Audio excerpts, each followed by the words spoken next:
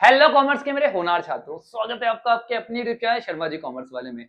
आज की इस वीडियो में हम लोग स्टार्ट करने वाले हैं अपना chapter number 4 of business studies, that is business services. बहुत ही शानदार तरीके से इस टॉपिक को समझेंगे, हर चीज को रियल लाइफ से रिलेट करके, तो बहुत मजा आने वाला है। कॉपी पेन लेके तैयार हो जाओ और इस चैप्टर को वन शॉट पे अपने भाई के साथ कंप्लीट कर दो। चलो बेटा शुरू करते हैं।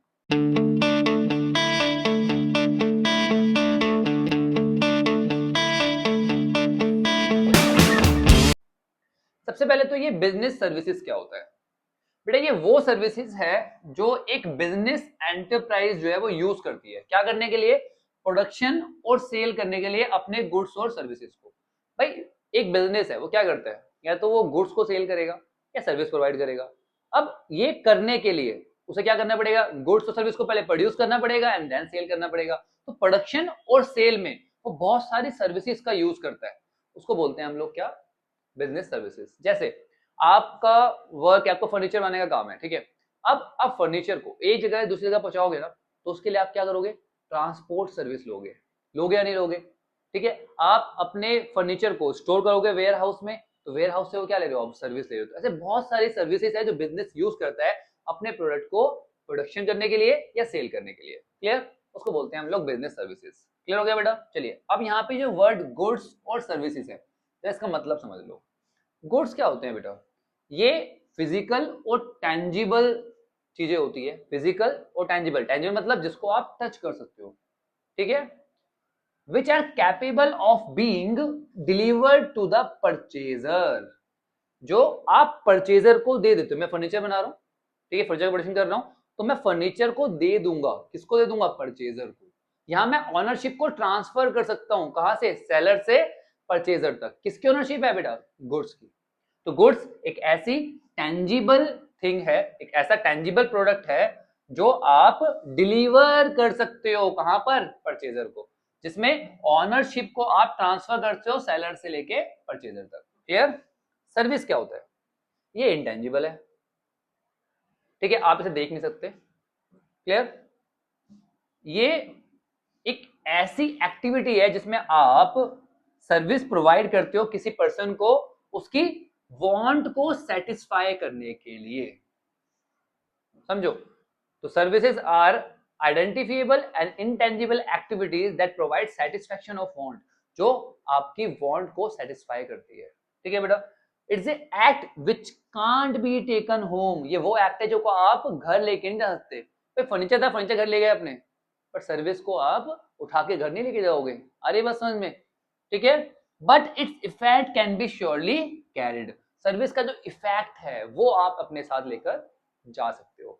एग्जाम्पल समझो, ठीक है, आप एक ब्यूटी पार्लर में गए, ठीक है, वहां पर क्या हुआ? आपका ब्यूटिशियन ने मेकअप किया, आपकी ग्रूमिंग करी, तो उसका जो इफेक्ट है वो तो आप घर ले जा सकते हो ना। आप अच्छे दिख रहे हो, चार्मिंग दिख रहे हो, ब्यूटीफुल दिख रहे हो, अरे बस समझ में? तो वो चीज आप घर ले जा सकते हो, बट उस सर्विस को उठा के तो ना घर ले जा सकते हो। समझ में आई बात? क्लियर? चलिए, गुड्स और सर्विस क्लियर हो गया, बहुत बढ़िया। अब बताए बेटा हमारे पास नेचर ऑफ सर्विस, ये जो हमने सर्विसेज पढ़ा है, ये सर्विसेज होता क्या है हमने समझ लिया। अब इसके कुछ इंपॉर्टेंट पॉइंट देख लेते हैं, नेचर देख लेते हैं। पहला है फीचर, कैसा होता है भाई? सर्विस का जो फीचर है ना, उसको आप समझ सकते हो किससे? 5 I से।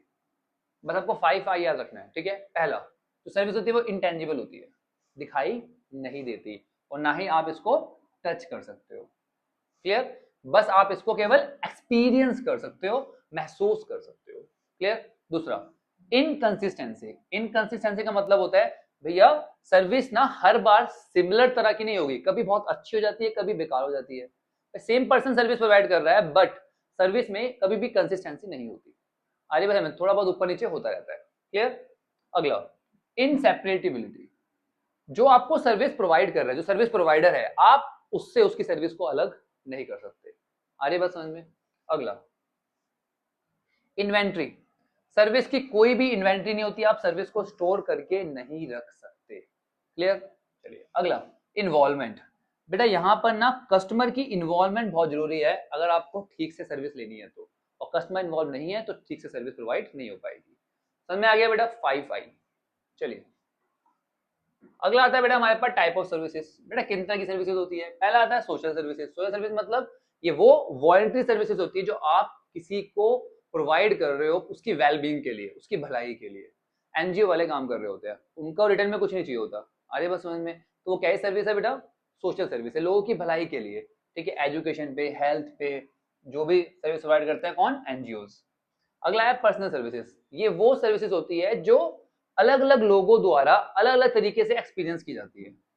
Experience differently by different customer are called personal services.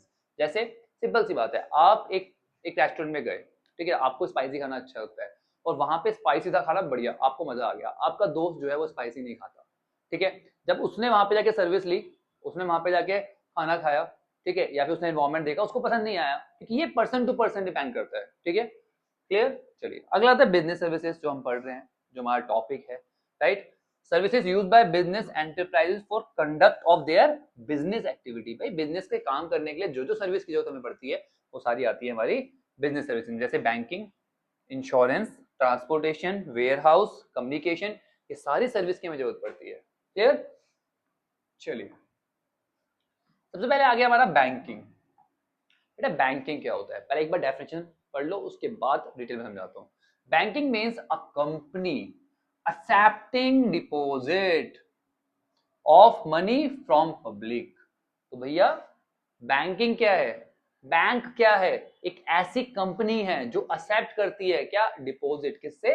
Public से, ठीक है, पब्लिक से डिपॉजिट लेती है, क्या करने के लिए? For lending and investment. Public से डिपॉजिट लेती है, उसको लोगों को उधार पे देती है, लैंड कर देती है, अरे बात समझ में, या फिर इन्वेस्ट कर देती है, ठीक है। और ये जो डिपॉजिट होता है ये रीपेबल होता है ऑन डिमांड, जब भी कस्टमर को जरूरत पड़ेगी वो पैसा निकाल लेगा, अरे बस समझ में, वो विड्रॉ कर लेगा इसको बाय चेक और किसी और तरीके से। समझ में आ गया भाई बैंक क्या होता है? बैंक एक ऐसी कंपनी है जो एक्सेप्ट करती है डिपॉजिट और लैंड करती है क्या? लोन। समझ में आ गई बात। चलिए अब अलग अलग तरह के हमारे पास बैंक होते हैं। पहला आता है हमारे पास कॉमर्शियल बैंक। कॉमर्शियल बैंक क्या होता है बेटा? इज दैट फाइनेंशियल इंस्टीट्यूशन, क्या है ये? Financial institution which accept deposit from the public and offer loan for the purpose of consumption और इन्वेस्टमेंट। भैया कॉमर्शियल बैंक क्या है? एक ऐसा फाइनेंशियल इंस्टीट्यूशन जो क्या करता है बेटा? जनरल पब्लिक से डिपॉजिट लेता है और लोन देता है। किस पर्पस के लिए? लोगों को लोन देता है, किस पर्पस के लिए? कंजप्शन के लिए भी देता है और इन्वेस्टमेंट के लिए भी देता है। अरे बस समझ में, जो डिपॉजिट ये जनरल पब्लिक से लेता है उस पर ये इंटरेस्ट पे करता है, ठीक है, आप बैंक में अपना पैसा रखते हो उस पर इंटरेस्ट मिलता है ना आपको, ठीक है, बट जो ये इंटरेस्ट चार्ज करता है लोन पे वो काफी ज्यादा होता है। भाई आपको ये इंटरेस्ट दे रहा है आपके सेविंग अकाउंट पे 3%, 4%, 4.5%, बट जो ये लोन प्रोवाइड करता है उस पर 10, 11, 12% तक का इंटरेस्ट लेता है। ये जो बीच का गैप है ना, यही इनकी इनकम होती है। अरे बस समझ में। और इनको गवर्न करता है हमारा इंडियन बैंकिंग रेगुलेशन एक्ट 1949, याद रखना, ठीक है बेटा। अब कॉमर्शियल बैंक भी अलग अलग तरह के होते हैं। पहला आता है पब्लिक सेक्टर। सिंपल सी बात है, ये वो बैंक है जो गवर्नमेंट के हैं, जिसको गवर्नमेंट ऑन करता है, ये 20 है अभी हमारे इंडिया में, एसबीआई, पीएनबी, सीबी, बहुत सारे हैं, ठीक है, 20 है। प्राइवेट सेक्टर कौन से होते हैं? ये प्राइवेट इंडिविजुअल द्वारा ऑन किए जाते हैं, एचडीएफसी, आईसीआईसीआई, ये सारे क्या है? हमारे प्राइवेट बैंक है। फॉरेन बैंक भी हमारे इंडिया में जो काम कर रहे हैं, ये ऑन और मैनेज किए जाते हैं किससे? फॉरेन प्रमोटर्स द्वारा, बाहर के लोगों द्वारा, दूसरी कंट्री के लोगों द्वारा, ठीक है। सिटी बैंक जो है हमारा एक फॉरेन बैंक है, स्टैंडर्ड चार्टर्ड जो है वो भी एक फॉरेन बैंक है, ठीक है बेटा।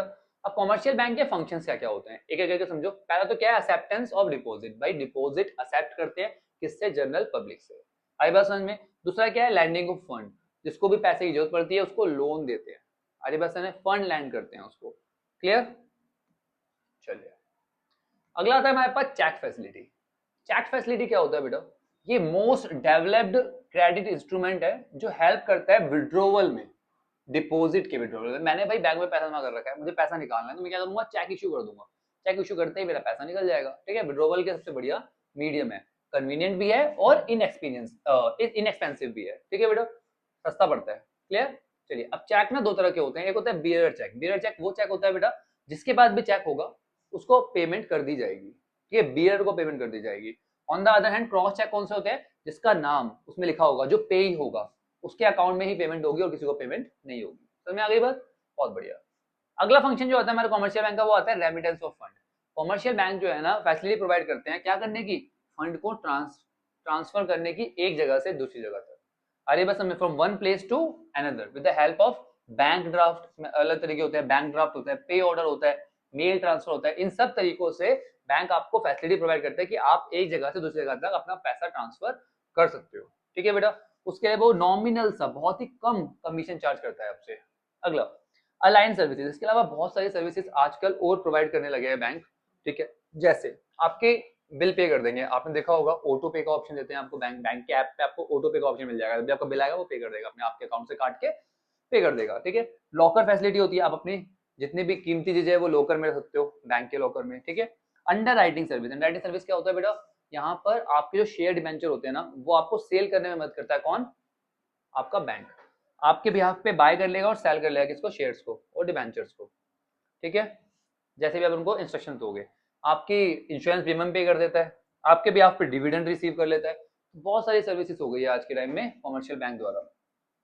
ठीक है बेटो, अब आता है हमारे पास कितने तरह के अकाउंट होते हैं कॉमर्शियल बैंक में। पहला आता है हमारा सेविंग अकाउंट।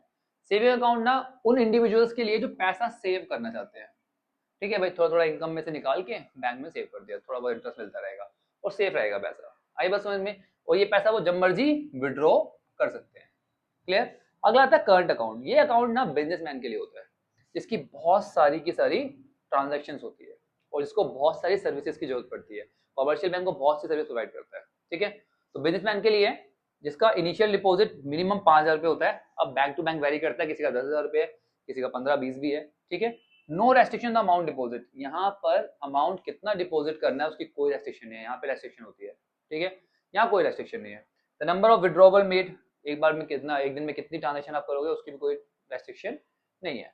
ठीक है, इसलिए इसको रनिंग और एक्टिव अकाउंट बोलते हैं, जो हमेशा एक्टिव रहता है, इस पर कोई रेस्ट्रिक्शन नहीं लगाई जाती। ठीक है बेटो, चलिए अगला है recurring deposit.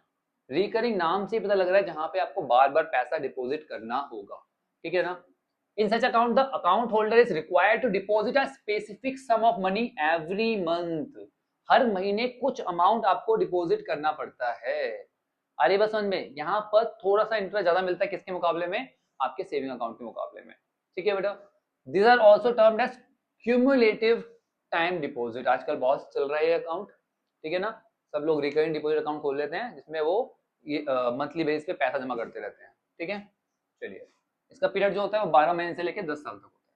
Fix deposit account, यहाँ पे क्या होता है, आप एक लमसम अमाउंट जो है वो फिक्स कर देते हो, बैंक के पास डिपॉजिट करोगे और फिक्स कर दोगे भैया 5 साल के लिए, 4 साल के, जितने भी आपका पीरियड लगता है, 2 साल के लिए। ठीक है, ये पैसा आपके पास रहेगा, इस पे आपको इंटरेस्ट अच्छा मिलता है। ठीक है, आप इसे विड्रॉ नहीं कर सकते। क्लियर, उस स्पेसिफिक पीरियड से पहले विड्रॉ नहीं कर सकते। ठीक है, तो lump sum amount deposited for a specific time period, amount जो आपने बैंक के पास डिपॉजिट कर दिया, किसके लिए, एक स्पेसिफिक टाइम पीरियड के लिए। ये 15 दिन से लेके 5 साल तक हो सकता है। अरे बस समझ में, ये पैसा आपको रीपेबल होगा कब, जब वो पीरियड जो है खत्म हो जाएगा। क्लियर, जो फिक्स पीरियड होता है यहाँ पर, इसलिए इसको टाइम डिपॉजिट या लॉन्ग टर्म डिपॉजिट्स भी कहते हैं। चलिए अगला है मल्टीपल ऑप्शन डिपॉजिट।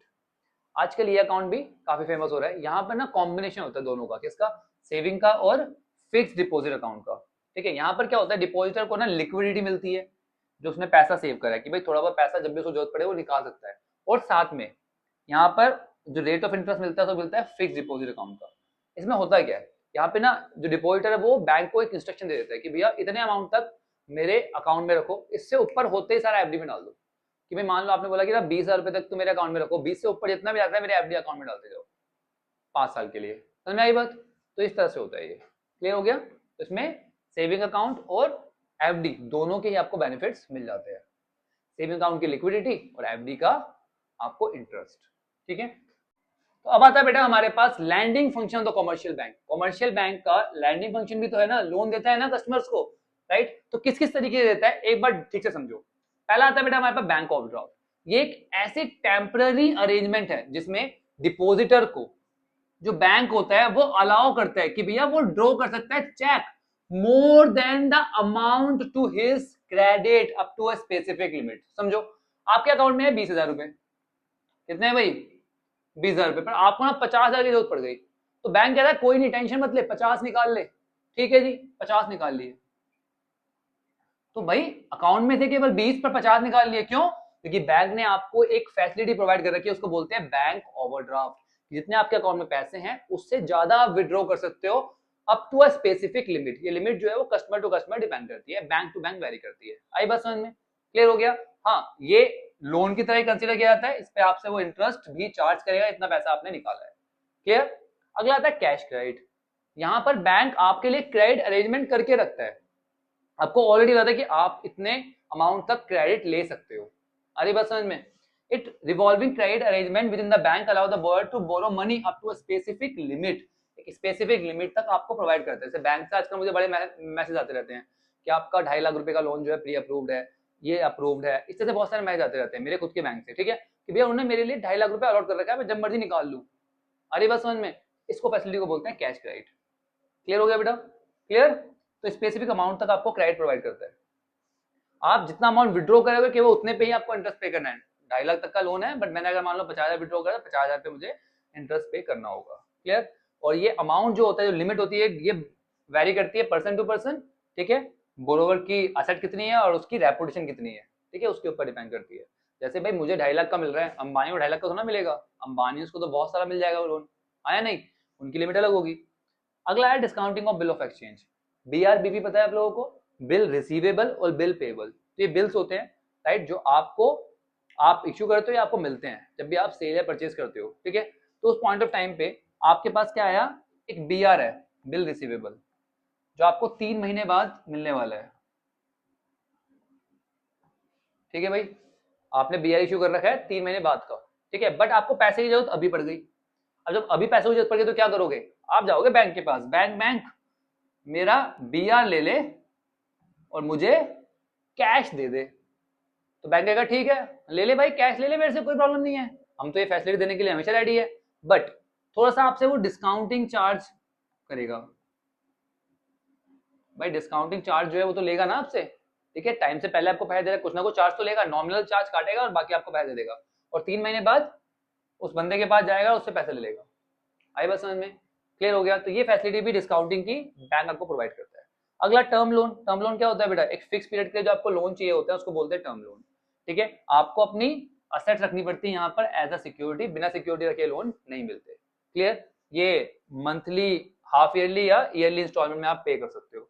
अगला है कंज्यूमर क्रेडिट। कंज्यूमर क्रेडिट क्या होता है? जो कंज्यूमर को लोन मिलते हैं, आजकल आपको हर चीज के लिए लोन मिल रहा है, मोबाइल खरीदने के लिए, ठीक है, इलेक्ट्रिकल डिवाइस खरीदने के लिए, घर खरीदने के लिए, गाड़ी खरीदने के लिए, तो पहले ही मिलते थे, आजकल तो हर चीज के लिए लोन मिल रहा है भैया, ठीक है, जिसको आप EMI में, इक्वल मंथली इंस्टॉलमेंट में पे कर सकते हो इजीली, ठीक है, उसको बोलते हैं कंज्यूमर क्रेडिट। चलिए बेटा, अब आता है हमारे पास कॉमर्शियल बैंक, इसके अलावा भी बहुत सारी सर्विस प्रोवाइड करता है, जैसे इश्यू ऑफ बैंक ड्राफ्ट। बेटा बैंक ड्राफ्ट क्या होता है? ये एक तरह का चेक ही होता है जो एक बैंक जो है वो ड्रॉ करता है अपनी खुद की ब्रांच पे या किसी और बैंक पर, ठीक है। बैंक ड्रॉ करता है किस पे? किसी और ब्रांच पे या किसी और बैंक पे, ठीक है। इन ऑर्डर टू रेमिट, अगर आपको बैंक ड्राफ्ट से पैसा भेजना है तो सबसे पहले आपको क्या करना पड़ेगा? जो जो पर्सन है जो लेना चाहता है बैंक ड्राफ्ट, उसको बैंक के पास जाना पड़ेगा, एक फॉर्म फिल करना पड़ेगा, उसको अमाउंट देना पड़ेगा बैंक को जितना वो ड्राफ्ट बनवाना चाहता है, ठीक है। प्रिस्क्राइब कमीशन के साथ, भैया अलग अलग अमाउंट तक अलग अलग कमीशन लेता है बैंक ड्राफ्ट बनाने का, ध्यान रखना इस बात को, अच्छा खासा कमीशन होता है ये, ठीक है। Then send the bank draft to the receiver, आपको बैंक दे देगा, आपने फॉर्म फिल करा, अमाउंट दिया, बैंक ने आपको ड्राफ्ट बना के दे दिया, आप ड्राफ्ट को पोस्ट से उस बंदे को भेज दोगे जिसको आपको भेजना है पैसा, ठीक है। आपने भेज दिया, वो इंसान अपने बैंक में जाके ड्राफ्ट जमा करेगा, उसके अकाउंट में पैसा क्रेडिट हो जाएगा। समझ में आ गई बात? क्लियर? चलिए अब पे ऑर्डर। ये पे ऑर्डर क्या होते हैं या बैंकर्स चेक क्या होता है? ये भी बैंक ड्राफ्ट ही होते हैं जो लोकली यूज होते हैं, सेम टाउन या सेम सिटी के अंदर जो यूज होते हैं उनको बोलते हैं हम लोग क्या? पे ऑर्डर, ठीक है। ये बैंक ड्राफ्ट ही है बट सेम सिटी के अंदर यूज होते हैं, ठीक है। इन पे कमीशन थोड़ा सा बैंक ड्राफ्ट के मुकाबले कम लगता है क्योंकि ये सेम सिटी के अंदर यूज हो रहा है, और बैंक ड्राफ्ट जो है मेनली आउट स्टेशन के लिए इस्तेमाल किया जाता है, किसी और स्टेट के लिए आप इनको बनवाते हो, किसी और स्टेट में फंड ट्रांसफर करने के लिए, ठीक है बेटा।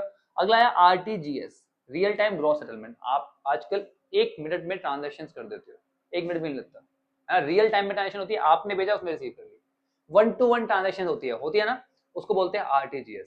यहाँ पर फंड ट्रांसफर होता है, ठीक है, from one bank to another on a real time और ग्रॉस बेसिस।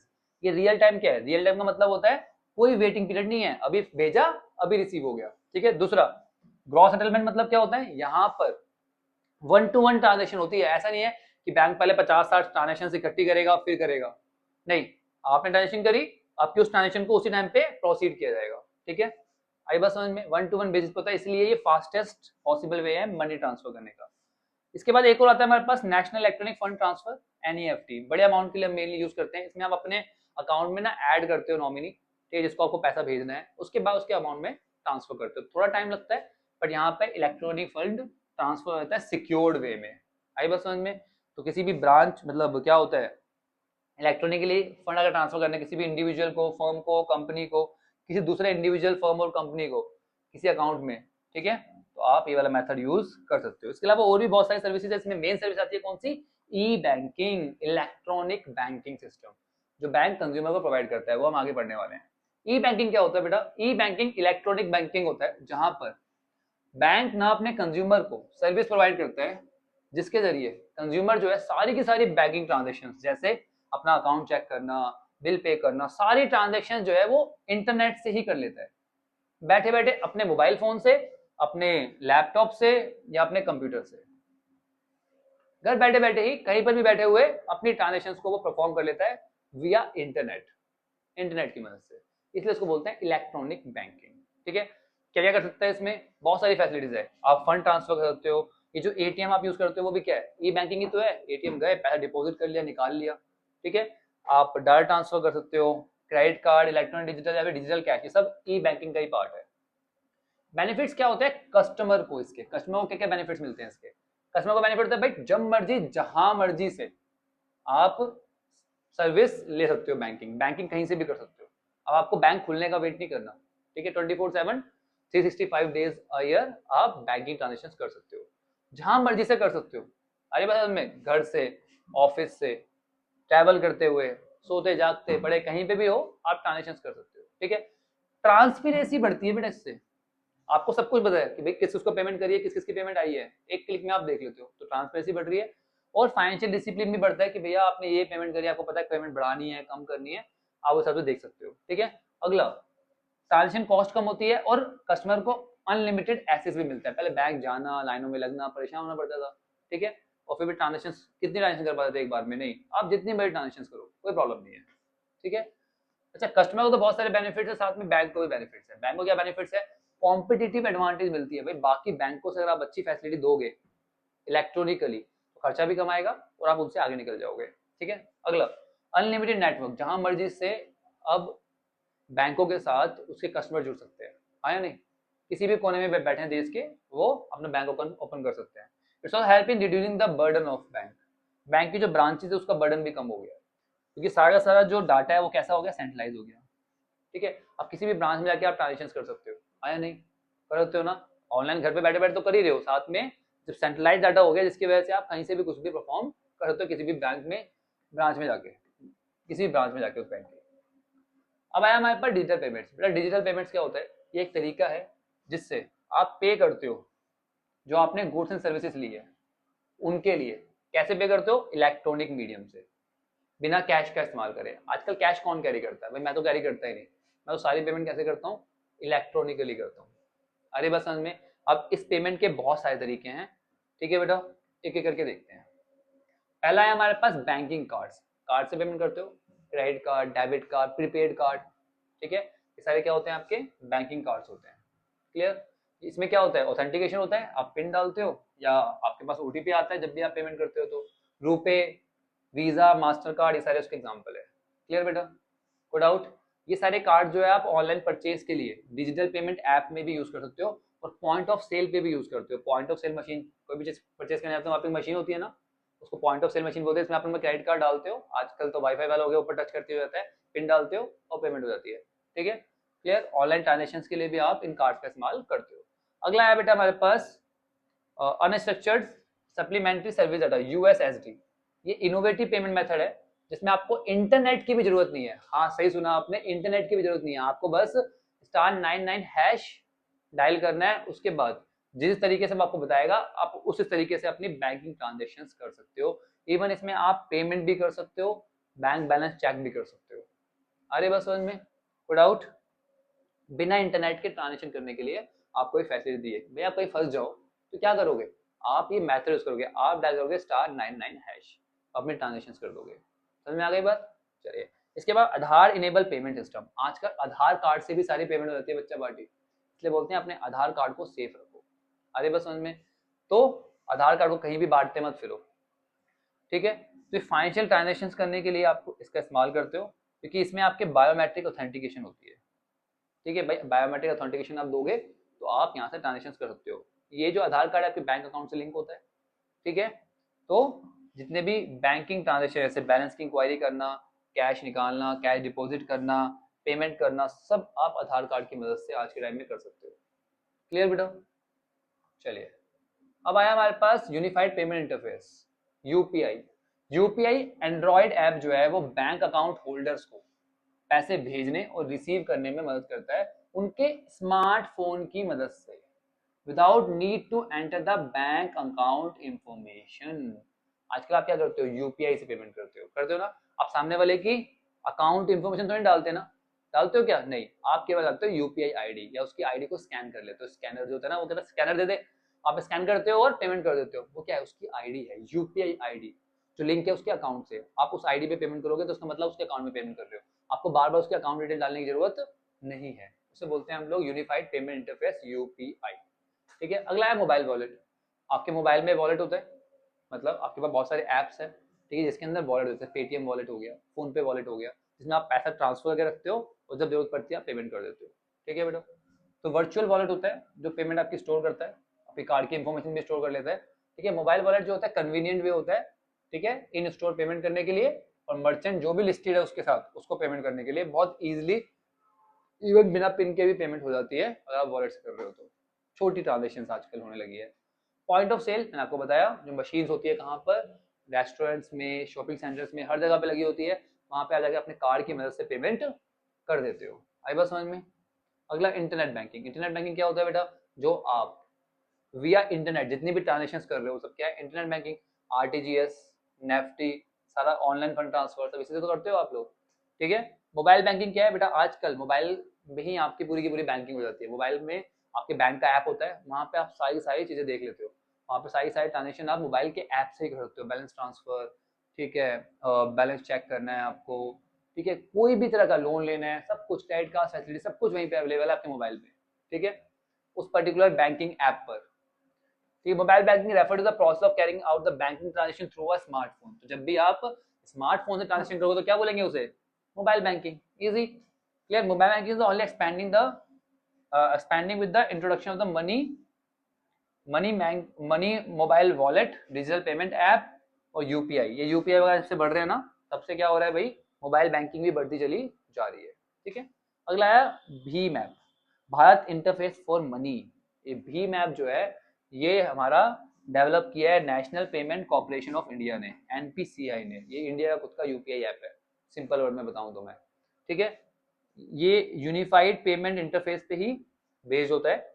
ये ऐप जो है सपोर्ट करता है सारे सारे इंडियन बैंक्स को, ठीक है, थ्रू इमीडिएट पेमेंट, जिससे आप फटाफट पेमेंट कर सकते हो, ठीक है। आप इजिली ट्रांसफर कर सकते हो मनी एक बैंक से दूसरे बैंक में, एक पार्टी से दूसरे बैंक की, दूसरे पार्टी के बैंक अकाउंट में इजिली। मतलब ये यूपीआई है कहाँ का, इंडिया का। आई बात समझ में। आजकल तो बाहर की कंट्रीज भी इसको यूज कर रही है। आई बात समझ में। चलिए अच्छा, अब और भी तरह के हमारे पास बैंक्स है बेटा, केवल कॉमर्शियल बैंक ही तो नहीं है, और भी तरह के हमारे पास बैंक्स होते हैं। पहला है हमारे पास कोऑपरेटिव बैंक्स। कोऑपरेटिव बैंक कौन सा होता है बेटा, ये वो बैंक होते हैं जिसकी कॉमन ओनरशिप होती है। कॉमन ओनरशिप मतलब जिसके मेंबर है ना वही इसके ऑनर होते हैं, ठीक है। जो mainly short term loan provide करते हैं एग्रीकल्चर सेक्टर को। एग्रीकल्चर सेक्टर को शॉर्ट टर्म लोन प्रोवाइड करने के लिए कुछ लोग साथ में आते हैं और एक कोऑपरेटिव बैंक फॉर्म करते हैं, ठीक है। This form by group of individual to extend credit to their member. अपने मेंबर्स को क्रेडिट देने के लिए बनाया जाता है, और इस तरह के बैंकों को गवर्न करता है हमारा स्टेट कोऑपरेटिव सोसाइटी एक्ट, ठीक है जी। चलिए अगला आता है स्पेशलाइज बैंक। स्पेशलाइज बैंक मतलब जो स्पेसिफिक पर्पस के लिए बनाया जाता है, एक टारगेट ग्रुप के स्पेशल नीड को फुलफिल करने के लिए बनाया जाता है, ठीक है, स्पेसिफिक पर्पस के लिए। समझो जैसे exchange bank, foreign exchange bank, ये वो बैंक है जो फॉरेन एक्सचेंज करने के लिए बनाए गए हैं, ठीक है ना, अलग अलग करेंसीज को एक्सचेंज करने के लिए बनाए गए हैं। इंडस्ट्रियल बैंक जो इंडस्ट्री के डेवलपमेंट के लिए बनाए गए हैं। अरे बस समझ में, तो जो स्पेसिफिक पर्पस के लिए बैंक बनते हैं वो होते हैं आपके स्पेशलाइज्ड बैंक। अगला है सेंट्रल बैंक। सेंट्रल बैंक क्या है? ये एक अपेक्स बैंक होता है कंट्री का, जो सुपरवाइज करता है और कंट्रोल करता है बाकी सभी बैंक्स को आपकी कंट्री में। आपकी कंट्री में जितने भी बैंक्स हैं उन सबके ऊपर एक बैंक है, उसका नाम है सेंट्रल बैंक। हमारे इंडिया में कौन सा है? रिजर्व बैंक ऑफ इंडिया, जो इंडिया के सभी बैंकों को कंट्रोल करता है और सुपरवाइज करता है। ठीक है बेटा, ये किसी भी कंट्री की बैंकिंग और मॉनेटरी सिस्टम को कंट्रोल करता है। क्लियर? बहुत बढ़िया। सो दैट्स इट, अभी के लिए इतना ही। एक और वीडियो बनेगी, उसमें आपका प्रोजेक्टर कवर हो जाएगा, डोंट वरी। इस वीडियो में, इस पार्ट में कोई भी डाउट हो तो कमेंट सेक्शन खुला हुआ है, अपने भाई को बताओ। अकाउंट्स, इकोनॉमिक, बिजनेस स्टडीज, बिल्कुल टेंशन मत लो, आपका भाई है, आपको हर चीज इस तरीके से रियल लाइफ से रिलेट करके पढ़ाऊंगा मैं, आपको कोई प्रॉब्लम नहीं आएगी। अगर चैनल को अभी सब्सक्राइब नहीं किया, सब्सक्राइब कर लो, क्योंकि यहाँ पर आपको हर चीज मिलेगी, आपकी हर प्रॉब्लम का सॉल्यूशन मिलेगा। चलिए बेटा, मिलते हैं नेक्स्ट वीडियो में, तब तक के लिए take care, bye bye, study hard.